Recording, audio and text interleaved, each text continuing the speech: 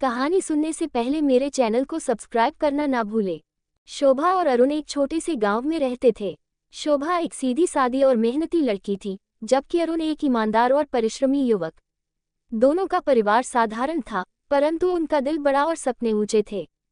शोभा के माता पिता उसे पढ़ाई में आगे बढ़ाना चाहते थे, लेकिन गांव में लड़कियों की शिक्षा को ज्यादा महत्व नहीं दिया जाता था। दूसरी ओर अरुण अपने परिवार के साथ खेती में हाथ बटाता था, लेकिन उसका सपना था कि वह गांव के बच्चों को शिक्षा प्रदान करे। एक दिन गांव में एक शिक्षण शिविर लगा, जहां से शोभा को शिक्षा के महत्व का एहसास हुआ। उसने ठान लिया कि वह पढ़ लिखकर अपने गांव की लड़कियों को आगे बढ़ने के लिए प्रेरित करेगी। लेकिन रास्ता आसान नहीं था। घरवालों और समाज ने उसे कई बार रोका, पर शोभा ने हिम्मत नहीं हारी।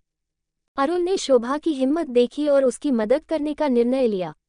वह उसकी पढ़ाई में सहायता करने लगा और दोनों मिलकर दूसरों को भी प्रेरित करने लगे। धीरे धीरे गांव के अन्य लड़के और लड़कियां भी उनकी इस पहल से जुड़ने लगे। शोभा ने अपनी पढ़ाई पूरी कर ली और गांव में एक प्राथमिक विद्यालय खोलने में अरुण के साथ सहयोग किया। अब अरुण और शोभा मिलकर बच्चों को पढ़ाने लगे। उनके प्रयासों से गांव के लोग भी शिक्षा का महत्व समझने लगे। कुछ सालों में उनका गांव बदलाव का प्रतीक बन गया। लड़कियां अब सिर्फ घर तक सीमित नहीं थीं, वे अपने सपनों को साकार कर रही थीं। शोभा और अरुण ने न केवल अपने सपने पूरे किए, बल्कि पूरे गांव के भविष्य को भी रोशन किया।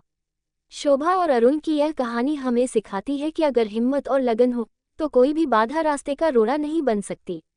उनके प्रयासों ने ये साबित किया कि शिक्षा ही वह शक्ति है, जो समाज को बेहतर बना सकती है।